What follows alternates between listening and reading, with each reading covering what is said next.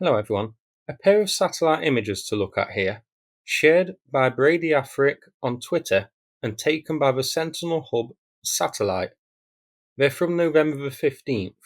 The images show Russia's continued construction of defensive lines, showing that they are looking to hunker down for the winter months.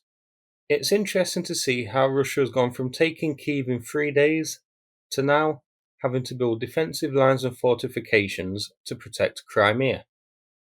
They are truly on the defensive now, at least in the west. It's less how much of Ukraine can we conquer and more how much of Ukraine can we now hold. I expect the answer to that question will be zero, but that's a discussion for another time. So let's go through the imagery. So the image on screen shows a network of trenches along a road. Towards the north, there's a sort of semicircular trench with a road going through it. Just behind it is a larger and more complex, but also a bit more haphazard, series of trenches and positions. It's too hard to tell on the image, but I wonder if these include dug-in positions for howitzers and that sort of thing. Further to the south, also highlighted, is a long trench snaking its way across a field. This is heading from east to west. These images are useless without a location, so let's take a look. This is here, near a town called Petropavlivka. The semicircular trench spans about 700 metres in a straight line end to end. The trench further south is about 800 metres, but they are likely longer by now. Zoomed out we can see this is about 16 kilometres from Kakhovka and covers a road leading southeast. Now, as we will see, there are more dug-in positions along this road heading southeast and also along many other roads from the Dnipro River, but I will come to that at the end of the video. This road in question leads to the eastern entrance to Crimea.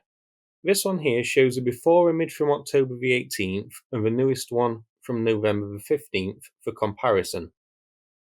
It shows a block-shaped defensive network being built. There's a trench dug out to the north and then a much larger one. It looks to be sort of a dug-in base area which has been prepared in the south part, just before the entrance to a town. Turning to Google Maps, we can see this is near a town called Chikalova. I will zoom out to show that this is on the same road as the previous defensive position which we saw, but much further southeast. So Russia isn't just digging a handful of defensive positions, these seem to be built all along the road and even further back from the front. Earlier on in the war, Russia was caught with their kegs down by Ukraine. They seem to have learnt their lessons somewhat now and are preparing for the worst. Or should I say, what they see as the worst. For us, it's the best. Another big Ukraine push, this time towards Crimea itself. The fact that Russia is building this network of defensive trenches along the roads like this, not just the odd one where the front line may shift to, but even 60 kilometres away from the front line as it stands now, shows that they are very concerned. And that's not all I have for you.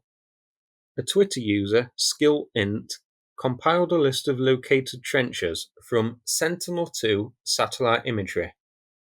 I've popped all of the coordinates given into this easy-to-see map. Every marker shows a defensive position dug by Russia in Kherson. So zoomed in on this section, we can see two areas of Russian concern.